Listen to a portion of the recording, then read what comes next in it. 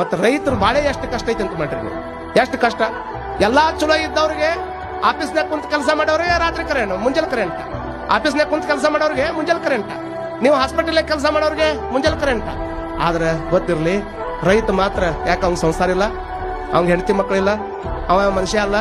ಜಗತ್ತು ಬದುಕಿಸೋದಕ್ಕಾಗಿ ರಾತ್ರಿ 12 ಗಂಟೆ ಕರೆಂಟ್ ಬರ್ತೈತಿ.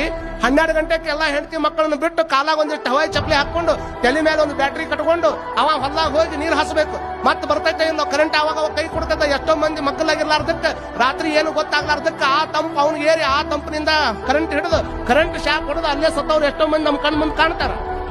ಆದ್ರೂ ಸಹಿತ ರೈತ ಬೆಳೆದಿದ್ದಕ್ಕೆ ಇಷ್ಟಕೊಂಡ ಕಷ್ಟಪಟ್ಟುಕೊಂಡು ಅವ ಆದ್ರೂ ಸಹಿತ ರೈತ ಬೆಳೆದು ಬಿಟ್ಟಾನ.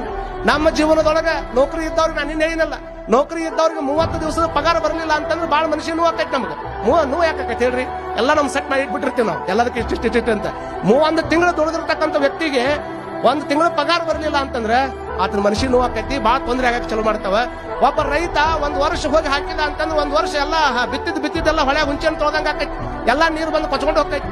ಇನ್ನೊಂದ್ಸಲ ನೀರ ಬರಂಗಿಲ್ಲ, ಅಲ್ಲೇ ಬೀಜ ಕೆಟ್ಟ ಹೋಗ್ತೈತಿ. ಇಷ್ಟೆಲ್ಲ ಆದ್ರೂ ಸಹಿತ ಎಂದ ಜಗತ್ತು ಹುಟ್ಟೈತಿ ಅಂದಲಿಂದ ಹೊಲದಾಗ ಹೋಗಿ ಬಿತ್ತದನ್ನು ಬಿಟ್ಟೇ ಇಲ್ಲ. ಅದಕ್ಕ ಅವಂಗ ಭಾರತದ ಭಾಗ್ಯ ವಿಧಾತ ಅನ್ನುವಂತ ಮಾತನ್ನ ರೈತ ಕರೀತಾರ ಅನ್ನುವಂಥದ್ದನ್ನ ನಾವೆಲ್ಲ ತಲೆಗಿಟ್ಕೊಳ್ಬೇಕಾಗ್ತದೆ.